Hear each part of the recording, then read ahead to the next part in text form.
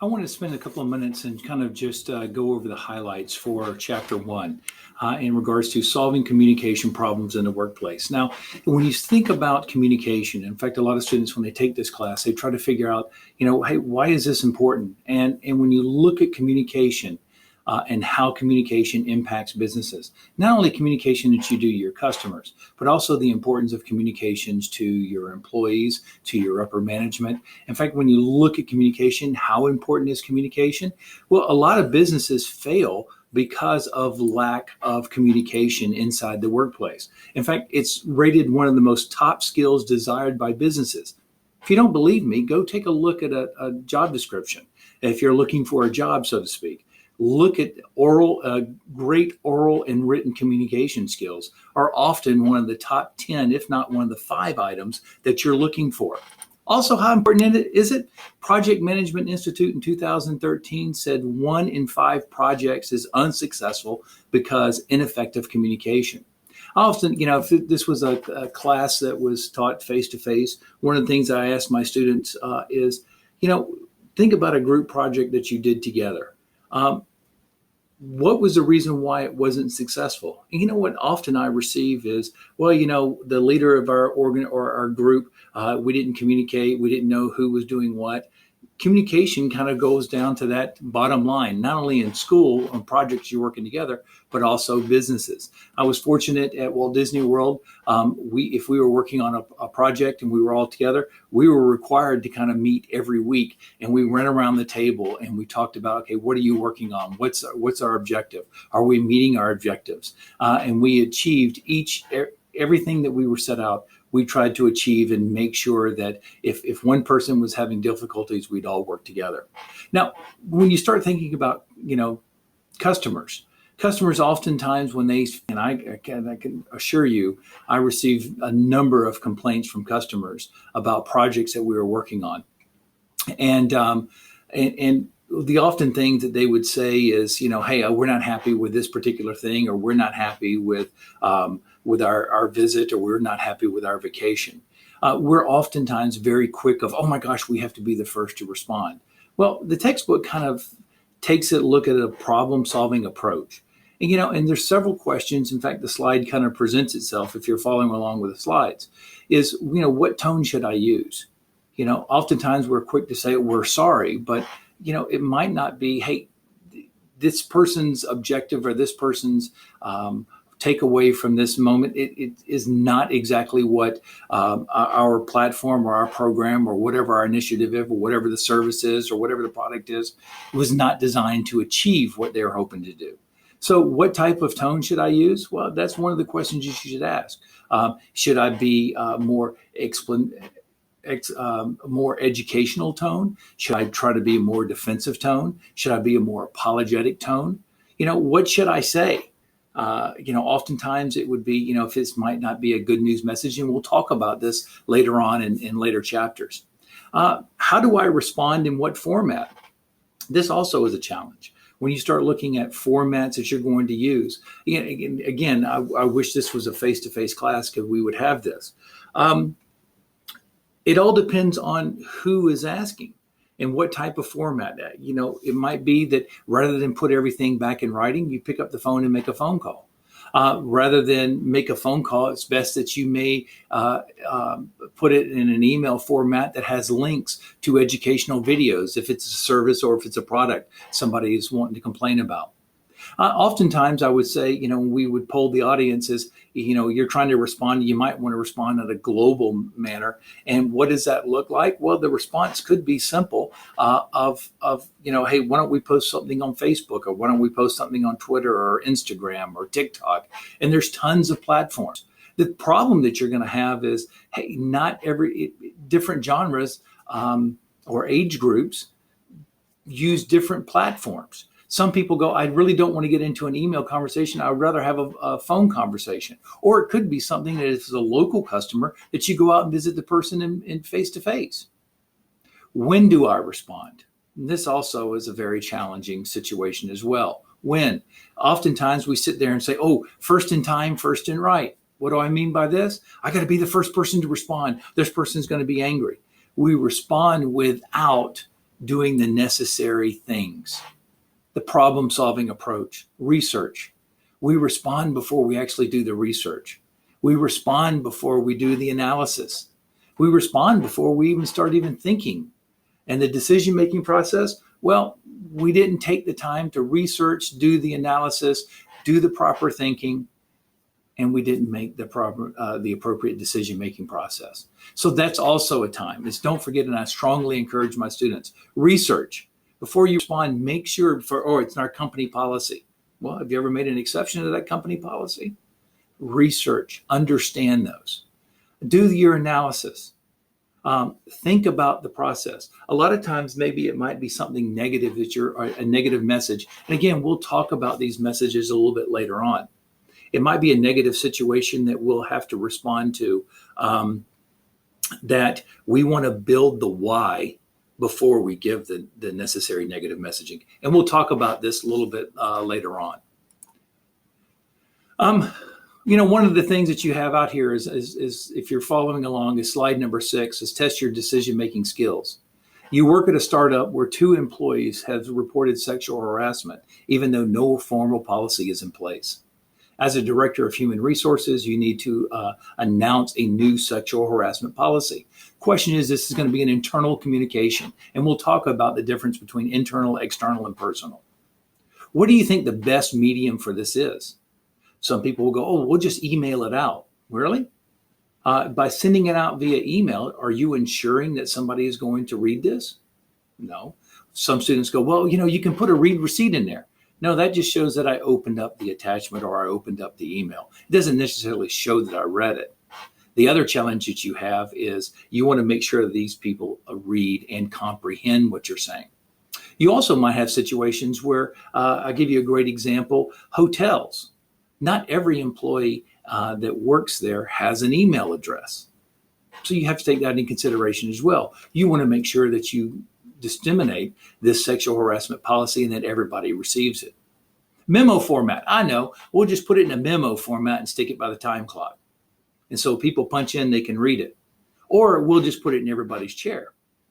Well, just because you provided something to someone doesn't necessarily mean they have read it. Okay, you have to be careful of that situation as well. Do presentations. Well, some individuals, in fact, I put these videos out here, and this is kind of a presentation method. Some individuals go, I really don't want to watch videos. They don't help me at all. I'd rather read. Unfortunately, I'm that kind of person. Do me a favor, don't give me a video. Let me read it and let me comprehend. And if I have questions, I'll ask questions. Presentations may be a challenge as well, because not everybody learns the same way. Workshops is another method. The problem with workshops is you may not have everybody together at one time. The best kind of answer for this situation is a combination approach. You could send it via email. You can also have a presentation. You can do it in workshop related, give people experiences. And so that might be probably the best scenario for you. But again, it's business communication. You're trying to find ways to communicate to your employees about this important information so they can understand this.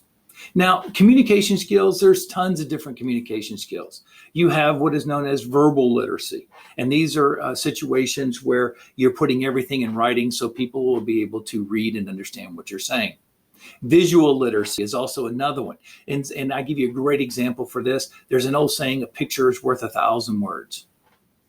Visual literacy also helps because people may follow and do the verbal literacy and read based on the visual that you provide as well.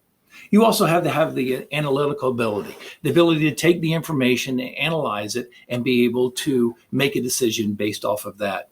Media literacy and social intelligence is another big thing.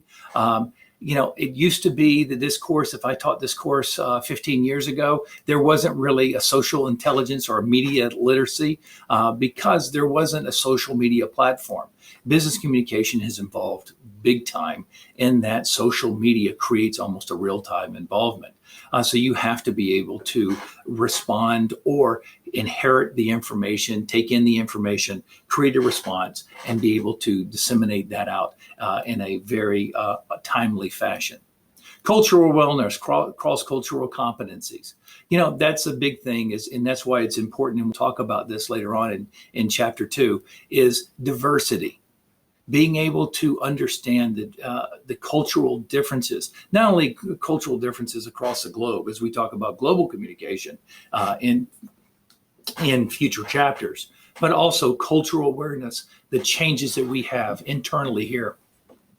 One of the big things that we'll talk about in this chapter, or I should say in this course, is ethical awareness. Make sure that what we're communicating is ethically in our best interest, not only for our corporation, but also I want to tell students right now, as you're taking this course, you have a personal brand, okay? And it's important that you understand this personal brand, okay? It's you. How you are interpreted or how you are built. There are oftentimes in situations in my life, I said, you know what, the company wants me to do this. And I'm not talking about Walt Disney World. We're very brand conscious. I'm talking about other companies that I've worked for or also helped individuals when they have come to me or presented a problem. And I go, you know what, based on this, I think the company is asking you to do something that probably might not be in your best interest. And this is your personal brand and brand integrity. And we'll talk about brand integrity later on. Again, this is kind of the initial startup here. Ethical awareness, the receipt of a better company's trust is critical to the success of business. I will tell you, in fact, if you're, again, following along on slides, it's slide number 9. How companies are interpreted is based on their brand. It used to not be an issue. Well, all of a sudden, we now have the ability to write reviews, not only about a company's product, but also the company's services. Oftentimes, I ask students, again, if we're face-to-face, who has bought something or who has not used a company based on what they read in regards to a company's reviews that were posted. And oftentimes, students go, yeah, actually, I haven't gone to a company or haven't gone to a restaurant because the reviews were awful. Well, because that's their brand. That's the trust factor there. So I caution businesses when we talk about this, hey, we want to change this. And I go, okay, is it something that's in your best interest today? Or is it something that might have an impact down the road? And I also caution individuals. Just because the boss comes to you and say, I need you to do something, it might go against your personal brand. Okay. And I caution individuals because now that people leave workforces, they don't stay with companies like they used to for 10, 15, or a lifetime in regards to years. People now job hop and they go to different locations and they work for competitors as such. If you have a brand, a personal brand of, hey, you're going to lie, you're going to cheat, you're going to steal, well, that's going to have an implication on you having the ability for future employment. And again, it's the ethical business communication model. Professionalism in the workplace goes beyond etiquette. It goes beyond social behaviors. You have to have respectful communication. And I strongly encourage students not to be quick in regards to, hey, I just want to respond off the cuff and really not put the appropriate analysis and thoughtful thinking before responding. Make sure that you do develop, show respect, not only to your boss, but also the customers. Because again, that goes to your personal brand. If you don't come across as somebody that's professional, you may hurt yourself down the line in trying to get jobs. Loyalty. Loyalty kind of has changed a little bit in that loyalty is not necessarily a loyalty to the company, but also loyalty to the products or loyalty to the services or loyalty ultimately to your customers to make sure that they are the person that's receiving the best, you're putting yourself in their situation. And we'll talk about this when we start talking later on in the chapters for the you viewpoint. Not necessarily the we viewpoint as what's in our best interest, but the you viewpoint of showing loyalty here is what is in the best interest of the person. Work ethic, adaptability, services, those are things that show professionalism ultimately down the road. A couple of things when we start talking about business communication, and there are only a couple of things that I kind of want to go over here, is all of the communication that we're going to be talking about in this course is kind of folding into three buckets here. The first is going to be internal operational. When you hear internal operational communication, these are going to your employees. These are going to maybe even situations of people in your supply chain. It's going to not only employees of the business, but also going to bosses and managers that are sitting above you. But those are internal operational communications. You also have situations where external operational communications, and these are work-related communications going to external individuals. Again, this could be situations that you are communicating to customers, you're communicating to, it could be regulatory agencies, it could be communicated to government officials, it could be communicated to individuals that are in part of the media, it could be news releases that you're doing to be pushed out there to a website, so anybody that wants to know this information. It also could be external operation communication, could be also to future employees, such as LinkedIn or whatever you're trying to do, is push information out there. Personal is going to be personal communication. It could be personal emails that you send out to individuals. It could be somebody that you have a conversation with while sitting at the water cooler. People go, what the world's, I've had students go, what is a water cooler? It might be in the kitchen or cafeteria area. This is going to be communications that you're having with different individuals. Now, the organization culture has changed a little bit. Now that we've had COVID, we've had a situation where not everybody is together. Now people are online or people are working remotely, and it has created some challenges here. It also depends on size and structure of your company. I will assure you, the corporation that I work for, Walt Disney World, we had a very organized communication structure. The CEO, now to the director or senior vice presidents, then we have vice presidents, and then we had directors, and then we had managers, and then we had employees. We were very organization structure here, and how we communicated with each other was very kind of linear in structure. So I would send something up to the director would send it up to the vice president would send it up to the senior vice president as such. And so you would have that chain of command. But that might change in a smaller situation. You think about if you were in Opp, Alabama, and you have a family-owned business with a whopping 7 employees. There is no organization structure. It happened to be the manager sitting in there, or it might be the owner saying, hey, here's what we're going to do. We're going to do X, Y, and Z. That size of that company is going to dictate what type of communication we have. Geographical and physical characteristics. At Walt Disney World versus when I was in private practice, geography painted a huge focus on how we communicated.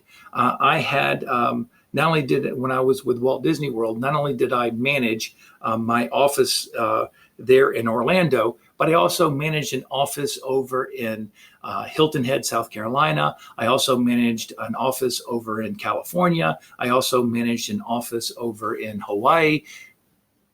What really got me is I managed an office in Japan.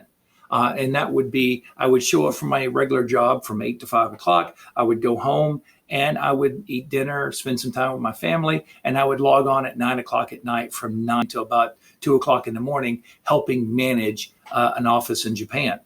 That was important because based on geography. So it's important to understand those. Diversity of organizations. You know, the organization now is more diverse in nature. And that's really a good thing because you have to have different thoughts or mindsets based on an individual's habits or based on the way somebody was raised. Was raised. So with that being said, it's important to show diversity in a corporation. Now, when we talk about communication, the communication process, we're big in the higher education world of breaking things down. And how do we communicate? Well, Exhibit 1.5 shows a breakdown of how a conversation would happen. And a lot of times for some great scenario here is we sense there is a need for communication. And we define, a lot of times this will be defined. Now, again, the way this is, let me back up a little bit. The way this is being presented, we are presenting this at the internal and external thought process for communicating. Personal wise, we're not going to be defining a problem. It could be, hey, how are you doing? Hey, did you watch the Voice last night, or whatever that situation was? And those are just personal communications. But in the business world, why we send out communications? Well, first off, we send a communication since a communication is needed. We define the problem. What is the problem? We search for possible solutions. And it might be a solution that we're asking for our employees to provide. We also at that point think, okay, now that we are sensing a problem, now that we have a problem, we're sensing a solution, how are we going to communicate out? What's the message type? What's the contact? What's the style? What's the format? What's the channel? Channel could be huge. In fact, we in our face-to-face class, we talk about these channels and how are we going to communicate, because again, if you're dealing with a service or a product that is wide in nature, you have to figure out, how am I going to communicate to someone that doesn't have Facebook? How am I going to communicate to someone that doesn't have Twitter, or they don't use TikTok, or they don't have LinkedIn? How am I going to communicate this? Now, fortunately enough, now that we have everybody has smartphones, we're able to communicate this. But we still do have an older generation that doesn't use this. I'll give you a great example. One of the professors here at Troy still uses a flip phone. I go, hey, let me send you a text message. He goes, why are you sending me a text message? I don't text. I just got this flip phone. I just answer the phone call. I want to talk to people. So we have to take that in consideration. Person doesn't use emails. In fact, he teaches face-to-face. He posts all the grades out, and he doesn't even use Canvas. Kind of interesting situation. Somebody that doesn't even use technology altogether. You have to take that in consideration when you're thinking about the problem-solving approach in regards to channels. Then we have to compose our message. And again, there's going to be a lot of thought and creation of how we're going to compose this. We have to deliver the message. Now, that's all great, because this is the communicator. This is the person that's going to be communicating to the recipient. Well, if you're the recipient, though, as you notice here in Exhibit 1.5, there are several steps. In fact, there's 4 of them. You have to receive the message. You have to interpret the message. In fact, oftentimes I say interpretation, you have to read or understand what is being communicated. You have to decide if there is a response being needed. And you may send that response, and at that point, that person is going to now be the person that is communicating, and will have to follow those 6 steps.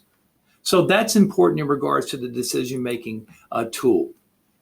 We have to sense, define, consider possible strategies, compose, send the message, and then if we're the recipient, we have to make sure that we receive the message and interpret it and understand what's being said. Now, the rest of this time that we're going to be spending together, chapters 2 and all the way to 14, we will be communicating or talking about different ways that businesses communicate. And we'll start diving into the deeper weeds here of communication inside the business. If we're going to communicate in negative messages, and we'll get to those. In fact, the textbook calls it bad news messages. I like to kind of revise that to say not so good news, because hopefully the way we will write messages or handle bad news messages, we will be able to communicate not so good news, but still give the recipient an opportunity to have other options rather than just tell them no. So guys, that's going to be chapter 1, kind of everything in a nutshell. Hopefully this video is going to be helpful for you and able to put these together and understand all the concepts here. But again, chapter 1 is the broad map here of what we're going to be talking about in this course. Hopefully this video helped. Thanks.